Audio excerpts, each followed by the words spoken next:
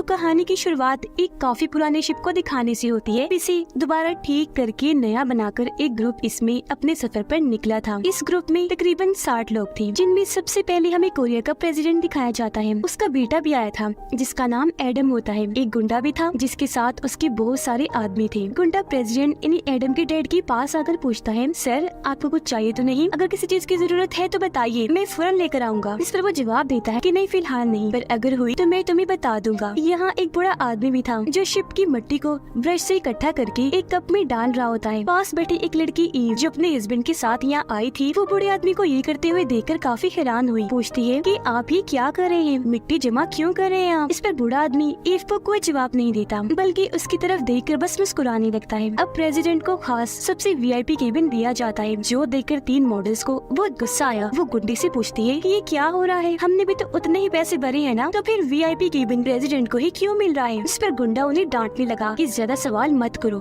चुप हो जाओ। पर यहाँ ईव का हस्बैंड भी इन मॉडल्स का ही साथ देता है। कहने लगा कि वो ठीक ही तो कह रही है, हमारे साथ ऐसा क्यों किया जा रहा है? ये सुनकर गुंडे के लोग उसे पकड़कर धमकाने लगे कि सवाल जवाब करने हैं, ये अपनी जान प्यारी है, अगर जिंदा रहना चाहते हो तो अपनी वाइफ को लो और यहाँ से बाहर चले जाओ। उनकी ये धमकी सुनकर ईव घबरा गई, अपने हस्बैंड को लेकर बाहर आ जाती है। अब वो बूढ़ा आदमी तरबूज के कुछ बीज उस कप में डालता है, इसमें वो मिट्टी बह रहा था। असल में ये पौधे उगाने की कोशिश कर रहा था। ये देखकर ईव काफी हैरान रह जाती है कि भला ये क्या करना चाह रहा है। मॉडल्स गुंडों के साथियों के साथ एंजॉय कर रही थी, जबकि प्रेसिडेंट एक जगह पर खड़ा होकर ईव को घूर रहा था। ये चीज नोटिस करके गुंडा प्रेसिडेंट के पास आया, कहता है क्या बात है सर, पसंद आ गई वो लड़की? अगर ऐसी बात है तो आप फिक्र न कीजिए, मैं उसे आपके पास ले आऊंगा। अब थोड़ी देर बाद गुंडे के साथी उस जगह पर हमला कर देती है जहाँ ईव और उसका हस्बैंड सो रहे थे। वो उसके हस्बैंड को काफी मारने के बाद ईव के साथ काफी बुरा बर्ताव करने लगे। गुंडा उसके हस्बैंड को चाकू से मारकर उसकी जान ले लेता है और फिर उसे समंदर में फेंक देता है। ये करने के बाद वो ईव को बेहोश करके प्रेसिडेंट के पास लेकर गया, जहाँ पहले प्रेसिडेंट फिर उसके बेटे एडम और गुंडे के कई साथियों ने मिलकर उसके साथ बहुत बुरा किया। जब उसे होश आई तो वो बेचारी काफी बुरी हालत में बाहर आई। वो गुंडे के पास आकर उसे मारती है और अपने हस्बैंड के बारे में पूछने लगती है, जिस पर वो हंसकर जवाब देता है कि तुम्हारे हस्बैंड को तो चाकू से मारकर मैंने समंदर में फेंक दिया है। अब उसकी इन फजूल बातों पर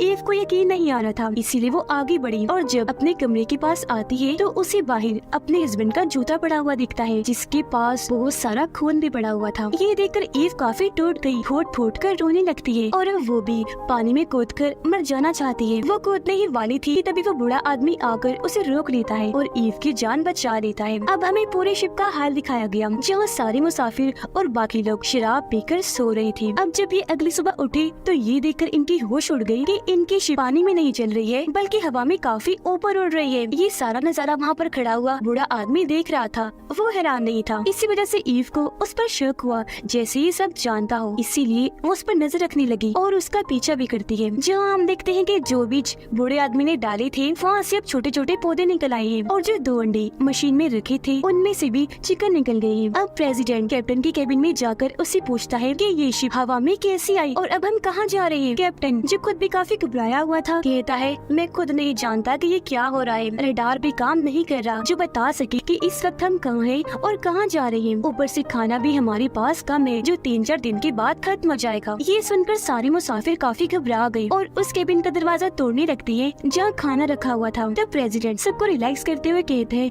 कि प्लीज शांत हो जाओ, लड़ो नहीं, खाना सबको ही बराबर दिया जाएगा। पर कोई भी सुनने को तैयार ही नहीं था, इसलिए गुंडा यहाँ अपनी ताकत का इस्तेमाल करता है। वो गन पॉइंट पर सबको चुप करवाता है। अब प्रेसिडेंट कैप्टन को कहता है कि इनमें से किसी को खाना दो या ना दो, लेकिन मुझे और मेरे बेटे को जरूर मिलना चाहिए, टाइम पर पहुंच जाए हमारा खाना। पर ये चीज कैप्टन को पसंद नहीं आई, इसीलिए वो उनकी कोई भी बात मानने से इनकार कर देता है। लेकिन गुंडा उसे भी गन दिखाकर धमकाने लगा। ये चीज कैप्टन से बर्दाश्त नहीं हुई, इसलिए वो अपने शिप के लोगों से मीटिंग करता है। कहने लगा कि ये प्रेसिडेंट तो बहुत ही लालची इंसान है, ऊपर से इसने अपने साथ वो गुंडा रखा हुआ है और अब अगर हमें उनका मुकाबला करना है, उन्हें रोकना है, तो हमारे पास भी हथियार होने चाहिए। अब जैसा कि हम जानते हैं ये शिप दूसरी जंग की है, तो हो सकता है इसमें हमें हथियार ही मिल जाए। ये कहने के बाद वो सब लोग शिप में हथियार ढूंढने लगे, जहाँ इन्हें बॉम्ब्स का भरा हुआ बॉक्स मिल जाता है, जिन्हें ये अपने पास रख लेते हैं।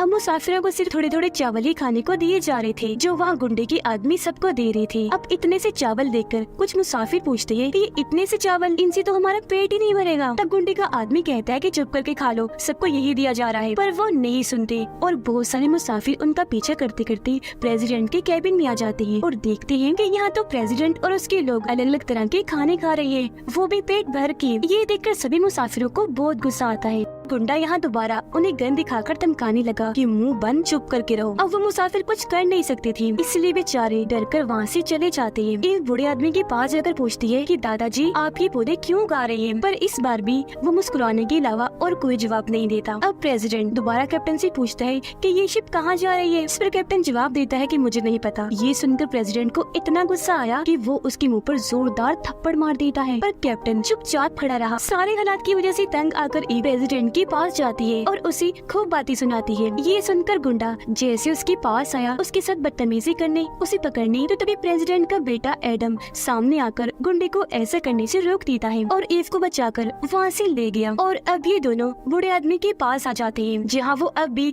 पौधे ही उगा रहा था जो पहले से बड़े हो गए थे। चोरी छुपके कुछ मुसाफिर खाना चुराने की कोशिश करने लगे, लेकिन उन्हें गुंडे के लोगों ने जान से मारकर गिरा दिया जाता है। ये देखकर प्रेसिडेंट काफी खुश हो गया और वो गुंडे को इस काम के लिए शाबाशी देता है। अब गुंडा प्रेसिडेंट को एक गन देता है कि आप इसे रख लो अपनी हिफाजत के लिए, अगर कभी मेरे पास ना हुआ तो ये काम आ सकती है। दोपहर को प्रेसिडेंट चिकन बड़े मजे लेने के खा रहा था। एक लेग पीस को वो वहाँ मुसाफिरों के सामने फेंक देता है, जो देखकर एक लेग पीस को उठाने के लिए वहाँ मुसाफिरों की भीड़ लग जाती है। वो उसके लिए आपस में लड़ने लगे। धक्का मुक्की हो जाती है क्योंकि वो बहुत भूखे हैं, उन्हें कब से खाना नहीं मिला। ये देखकर एडम को अपने डैड प्रेसिडेंट पर बहुत गुस्सा आया, इसीलिए वो उन्हें डांटने लगा कि डैड आप कितने लालची और जालिम इंसान हैं, इन लोगों के साथ आखिर ऐसा सलूक क्यों कर रहे हैं? इस पर वो जवाब देता है कि बेटा अगर हमें जिंदा रहना है तो इन सबको मरना होगा, तुम इसे बस कोई ड्रामे या फिल्म का सीन समझो और एंजॉय करो। उधर बूढ़ा आदमी शिप के बाथरूम से यूरिन जमा करके लाता है और उसे पौधों पर डाल देता है, जो देखकर ईव कहती है दादाजी ये क्या गंदे काम कर रहे हैं आप, भला इससे पौधों को क्या फर्क पड़ेगा? इस पर भी वो कोई जवाब नहीं देता सिवाय मुस्कुराने के। तभी ईव को उल्टी होने लगी। ये देखकर बूढ़ा आदमी उसे चेक करता है और जानकारी देता है कि तुम तो माँ बनने वाली हो। अब उसका हस्बैंड तो रहा नहीं और अकेले ही वो इस बच्चे को न पाल सकती थी, इसीलिए उसे मारने का सोचती है। उसने चाकू उठा लिया और जैसे अपने पेट में मारने लगी, ठीक वक्त पर बूढ़ा आदमी उसे रोक कर उसकी और बच्चे दोनों की जान बचा लेता है। एडम उसे ये बात पता चल गई थी कि ईव माँ बनने वाली है और उसे खाना चाहिए, इसीलिए वो खाना खाते वक्त केक के कुछ पीस छुपा के रख लेता है और उन्हें ले जाकर ईव को दे देता है। पर ईव वो खाना लेने से इनकार कर देती है, कहती है मैं तो तुम्हारी शक्ल तक देखना नहीं चाहती, तुम्हारे हाथ से खाना लेना तो दूर की बात है, क्योंकि जब सब लोगों ने मेरा फायदा उठाया जब मैं बेहोश थी तो उनमें तुम भी शामिल थी। जिस पर एडम कहता है कि प्लीज मुझे माफ कर दो, मुझे अपनी गलती का एहसास है और ये ले लो प्लीज, तुम्हें इसकी जरूरत है। पर ईव फिर भी इनकार ही करती है। अब बूढ़ा आदमी एडम के हाथों से वो खाना लेकर ईव को देता है तो तब जाकर वो उसे खाती है। अब ऐसे ही शाम हो गई, लोगों की भूख से बुरी हालत थी, इसीलिए वो खाने वाले केबिन में जाकर खाना चुराने लगते हैं। पर तभी वहाँ प्रेसिडेंट आ गया और उनमें से एक को गोली मारकर कहता है कि जितना भी खाना उठाया है जल्दी से वो वापस रखो। अब मुसाफिर डर गए और मजबूरन खाना वापस रख देते हैं। मरे हुए मुसाफिर के पास बूढ़ा आदमी आया और उसे उठाकर अपनी जगह पर ले जाता है। वो उसकी लाश के पहले टुकड़े टुकड़े करता है, फिर उन्हें मशीन में डालकर पीस कर पौधों में डालता है खाद के तौर पर, ताकि पौधे और जल्दी से उगने लगे। ये देखकर ईव की हालत खराब हो गई, वो रोने लगती है, साथ में ये भी सोचने लगती है कि कहीं ये बूढ़ा आदमी पागल तो नहीं जो ऐसी हरकतें करता है। कैप्टन प्रेसिडेंट के कैबिन में बॉम्ब फेंककर दरवाजा बंद कर देता है ताकि उसकी चीथड़ी उड़ जाए, लेकिन ठीक वक्त पर वो बॉम्ब को गिरा देता है और ऐसे उसकी जान बच जाती है। फिर वो बाहर आया गन लेकर, गन पॉइंट पर एक कैप्टन से पूछता है कि तुम्हारे पास ये बॉम्ब कहाँ से आया? तब मजबूरन कैप्टन को बताना पड़ा, इसलिए प्रेसिडेंट बॉम्ब्स का वो पूरा भरा हुआ बॉक्स ही उससे हथियार लेता है। अब प्रेसिडेंट के शैतानी दिमाग में एक आइडिया आता है कि क्यों ना मैं इन बॉम्ब से सारे मुसाफिरों को ही उड़ा दूं। एडम दोबारा से ईव के पास आ जाता है, जहाँ ईव उसे बताती है कि वो बूढ़ा आदमी हर बार मुझे मरने से बचा लेता है, पता नहीं क्यों, शायद कोई वजह है जो वो ऐसा करता है। जब मैं शिप से कूद रही थी तब उसने मेरी जान बचाई और जब मैंने अपने पेट में चाकू मारने की कोशिश की तभी उसी ने ही मेरी जान बचाई। थोड़ी देर बाद गुंडा ऐलान करता है कि अब सब मुसाफिरों के लिए हमने एक कमरे में ढेर सारा खाना रख दिया है, जिसे भी चाहिए वो वहाँ जाकर ले ले। ये देखकर सभी लोग जल्दी से उस कमरे की तरफ भागने लगे। ये देखकर ईव भी वहाँ जाने लगती है, पर पहले की तरह इस बार भी बूढ़ा आदमी उसे रोक लेता है। सारे मुसाफिर जब उस कमरे में आ गए तो गुंडे के लोग उस कमरे का दरवाजा बंद कर देते हैं और अब एक सुराख के जरिए प्रेसिडेंट बहुत सारे बॉम्ब्स अंदर गिराना शुरू कर देता है। कुछ मुसाफिर ये देखकर दरवाजा खोलकर जल्दी से वहाँ से बाहर आने की कोशिश करने लगे, पर दरवाजों पर खड़े गुंडे के लोग उन पर हमला करके बुरी तरह सबको मार गिराते हैं। अब ये जुल्म बढ़ता ही जा रहा था, इसलिए अपना फुल जोर लगाकर कुछ मुसाफिर बाहर आए और गुंडे के आदमी से लड़ने लगे। इस तरह वहाँ जंग का एक माहौल बन गया। सब एक दूसरे के खून के प्यासे बन गए हैं, एक दूसरे की जान लेने में लगे हुए हैं। कुछ देर में पूरा शिप खून से लथपथ हो जाता है। कुछ लोग बॉम्ब से मारे जाते हैं तो कुछ ऐसे आपस में लड़कर अपनी जान से हाथ धो बैठते हैं और अब यहाँ सिर्फ कुछ ही लोग जिंदा बचे थे। प्रेसिडेंट गन पॉइंट पर सबसे पूछता है कि कैप्टन कहाँ है, जल्दी ढूंढो उसे, वो कहाँ गया। जबकि कैप्टन तो सारे खाने पर पेट्रोल डालकर उसे आग लगा रहा था, क्योंकि इस खाने की वजह से ही ये सब हुआ और अब अगर मरेंगे तो सब मिलकर मरेंगे। वहाँ तब एक गुंडा आ गया, वो कैप्टन को शूट करके उसे मार देता है और फिर जला हुआ खाना ही खाने लगा, लेकिन फिर थूक देता है क्योंकि ये उससे खाया ही नहीं जा रहा था। बूढ़ा आदमी इन लाशों को अपने लिए इस्तेमाल करने का सोचता है। वो बारी बारी सबके टुकड़े करता है और ईव को भी चाकू देता है ऐसा करने के लिए। पहले तो उसने मना कर दिया, लेकिन फिर रोती हुई उसने चाकू पकड़ ही लिया और अब वो भी लाशों के टुकड़े करने लगती है। बूढ़ा आदमी सब लाशों को बारीक पीसकर पौधों में डालने की खाद बनाता है और जो लाशें बच गई थी उनका भी इंतजाम उसने कर लिया था। वो लाशों के कटे हुए हिस्सों में कुछ बीज डालकर उनमें मिट्टी भरता है, क्योंकि उसे उम्मीद थी कि ऐसे करने से ये बीज पौधे बन जाएंगे। अब ईव नहीं जानती थी कि वो ये सब कुछ क्यों कर रहा है, लेकिन फिर भी उसकी मदद करती रहती है और पौधे भी लगाती है। अब एडम को काफी गुस्सा था। वो अपने डैड को डांटता है कि देख लिया आपने अपने स्टूपिड से प्लान का नतीजा, जो लालच की वजह से आपने बनाया था। सब मारे गए और खाना भी जलकर राख हो गया। जिस खाने के लिए ये सब किया, अब खाना कहाँ से लाओगे और क्या खाओगे। तब उसके डैड कहते हैं कि मैंने बिल्कुल ठीक किया, अच्छा ही हुआ जो भी हुआ, और खाना बहुत जरूरी चीज है। अगर ऐसी नौबत आई कि तुम्हें मुझे मारकर खाना पड़े तो बेशक मुझे मार डालना, क्योंकि अपनी भूख के लिए अगर मुझे तुम्हें मारना हुआ तो मैं मार दूंगा और खा जाऊंगा। ऐसे दिन गुजरते गए। हम देखते हैं कि बूढ़े आदमी ने जो बीज इंसान के जिस्म पे लगाए थे वहाँ से पौधे तेजी से उग रहे हैं और जो दो चिकन थे वो भी बड़े होकर अब मुर्गा और मुर्गी बन गए हैं। उन्हें देखकर ईव बूढ़े आदमी से कहती है कि दादाजी क्यों ना हम इन मुर्गियों को ही खा लें बजाय इंसानों का मांस खाने के। अब वो बूढ़ा आदमी जो इतनी देर से बोला नहीं था अब बोल पड़ता है। कहने लगा कि बेटा अगर हमने ये मुर्गियाँ खा ली तो इनके बाद क्या खाएंगे, हमें भी सिर्फ अंडे ही खाने हैं ताकि मुर्गियाँ जिंदा रहकर और अंडे देती रहें। ऐसे ही हमारे पास खाने की चीज भी होगी और मुर्गियाँ बड़ी होकर और अंडे देती रहेंगी और फिर हमारे पास कई सारी मुर्गियाँ हो जाएंगी, तब फिर हम इन मुर्गियों को खा सकते हैं। अब ईव को जिंदा देखकर गुंडा उसे मारने आया, तब उसे रोककर एडम कहता है कि इसे मारने से पहले तुम्हें मुझे मारना होगा। गुंडा कहता है नेकी और पूछ और अब वो यहाँ एडम को मारने पर उतर आया, लेकिन ठीक वक्त पर यहाँ प्रेसिडेंट आकर गुंडे को गोली मार देता है। वो मरा नहीं क्योंकि गोली उसकी बाजू पर लगी थी। तो अब उसे मारने के लिए प्रेसिडेंट ने जैसी गोली चलाई तो गन खाली हो चुकी थी। गुंडा यहाँ अपनी गन से ही प्रेसिडेंट को शूट कर देता है। गोली उसके सीने पर लगी, वो गिर गया और मौके पर ही उसकी मौत हो गई। ये देखकर एडम काफी घबरा गया, उसे ईव की फिक्र होने लगी, इसलिए वो उसका हाथ पकड़कर उसे लेकर वहाँ से भाग जाता है और गुंडा भी उनका पीछा करने लगा। अब बूढ़ा आदमी प्रेसिडेंट की लाश के पास आता है और उसकी गोली वाली जगह पर बीज और मिट्टी डाल देता है। उनका पीछे करते करते गुंडा आखिरकार उसने ईव और एडम को ढूंढ लिया था।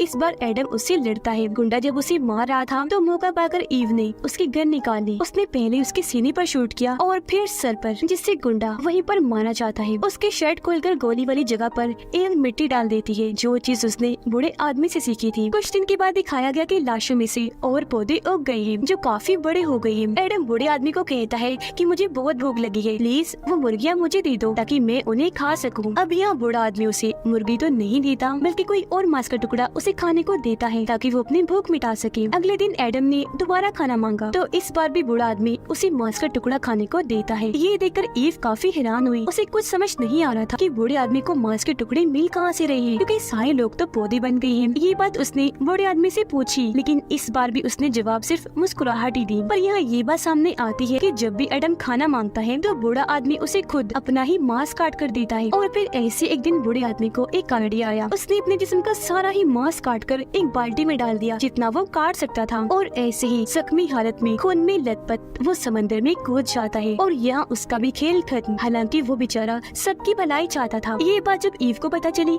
तो उसे काफी दुख हुआ। वो सोच में पड़ जाती है कि आखिर बूढ़े आदमी ने ऐसा क्यों किया। फिर अभी दोनों कुछ दिन बूढ़े आदमी का मांस खाकर गुजारते हैं, लेकिन एक दिन जब वो भी खत्म हो गया तो एडम एक मुर्गी को काटने जाता है, पर ईव उसे ये कहकर मना कर देती है कि तुम बेशक मेरे जिस्म का कोई भी हिस्सा काट कर खा लो, लेकिन इन मुर्गियों को मत काटो। इन्हें दादाजी ने इतनी मेहनत से पाल कर बड़ा किया। लेकिन एडम उसकी बात नहीं मानता और मुर्गी को काटने जाता है, पर इससे पहले वो ऐसा करता। ईव एक कुल्हाड़ी लेकर उसके पीछे आई। उसने कुल्हाड़ी उसकी कमर में दे मारी। उसकी हालत बहुत खराब हो गई और ऐसे एडम की भी मौत हो जाती है। असल में यहाँ ईव जान गई थी कि इन मुर्गियों को ही बचाने के लिए बूढ़े आदमी ने खुद को कुर्बान कर दिया, अपने जिस्म के टुकड़े कर दिए। मतलब ये मुर्गियाँ उन्हें इतनी जरूरी थी, इसलिए यहाँ ईव को भी लगा कि एडम से जरूरी यहाँ उन मुर्गियों की जान बचाना है, तो उसे एक कदम उठाना पड़ा। वो एक जगह बैठकर एडम का मांस खा रही होती है और अब वो इस पूरे शिप में बिल्कुल अकेली थी। ऐसे कुछ दिन और गुजर गए और अब वो बीज जो आलू और तरबूज के बूढ़े आदमी ने उगाए थे, वहाँ अब तरबूज और आलू उगाए थे बड़े बड़े। तब उन सब्जियों और फलों को खाकर ईव अपना गुजारा चलाती है। मुर्गियाँ भी और बड़ी हो गई और अंडे भी देती है। अब देखते ही देखते ईव अपने बच्चे को पैदा कर लेती है और उसे भी इसी शिप में रखकर पालने लगती है। और शिप की हालत को हम देखते हैं, जहाँ पर पौधे और बड़े हो गए हैं और अब ये शिप कम जंगल ज्यादा लग रही है। बेटा भी अब काफी बड़ा हो गया था और जब एक दिन ईव उसे